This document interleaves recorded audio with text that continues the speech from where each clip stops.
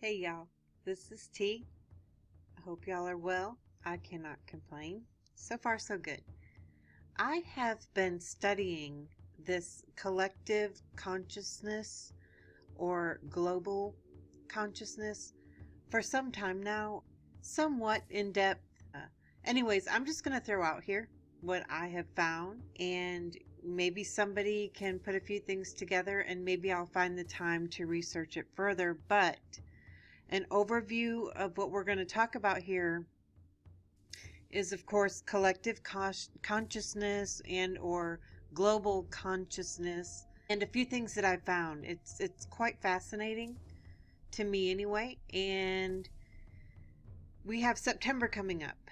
And as we know, we had September 11th, Benghazi, which was also September 11th of a different year. So we have a few things that are coming up in September. There are rumors of things coming, economic collapse in September, a few other things that I've heard, even spirit cooking. I really don't want to go into too much of that. I want to stick with the facts, such as moon cycles and whatnot, that we know are facts, and what we do know. I may touch a little bit into, of course, religion plays in a little bit, somewhat. And as usual, I have found that the religious aspects of this tie in with scientific. So that's kind of an overview as to what we're going to look at here. I'm going to go ahead and start with global consciousness here in Wikipedia. Okay, y'all, here we are at Wikipedia, and we're looking at Global Consciousness Project, also called the EGG Project. It's a parapsychology experiment that began almost 20 years ago in an attempt to detect possible interactions of global consciousness with physical symptoms. The project monitors a geographically distributed network of hardware random number generators, and we're going to have a look at what those are in just a moment, in a bid to identify anomalous outputs that correlate with widespread emotional responses to sets of world events or periods of focused attention by large numbers of people. Okay, so then there are claims and criticism of effects from the September 11th terrorist attacks. The GCP has suggested changes in the level of randomness may have occurred during the September 11th, 2001 attacks, at the times of the plane impacts and the building collapses, and over the 2 days following the attacks. Then it goes on further, and other scientists say, well, it really didn't, the randomness didn't change that much, and it's not that big of a deal, whatnot. Then a New York Times article had concluded that all things considered, at this point, the stock market seems a more reliable gauge of the national, if not the global, emotional resonance.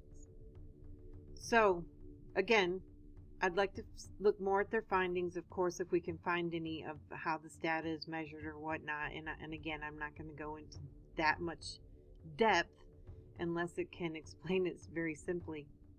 But the fact that they are trying to measure this tells us something there alone.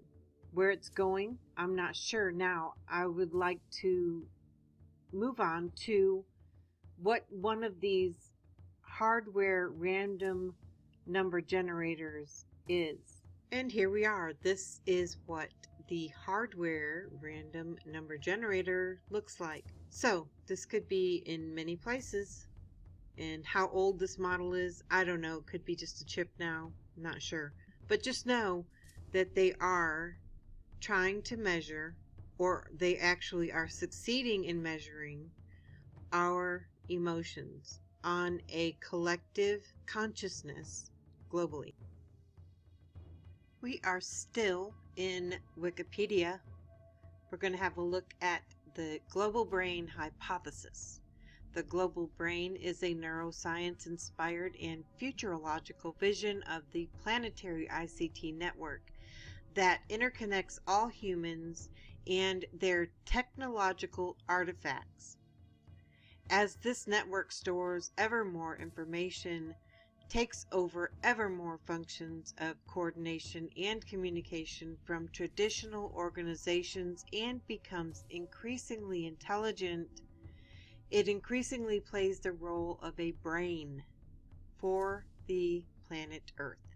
Basic ideas. Proponents of the global brain hypothesis claim that the internet increasingly ties its users together into a single information processing system that functions as part of the collective nervous system of the planet.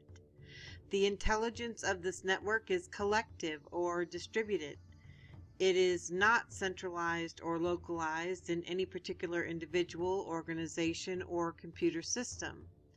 Therefore, no one can command or control it. Rather, it self-organizes or emerges from the dynamic networks of interactions between its components. This is a property typical of complex adaptive systems.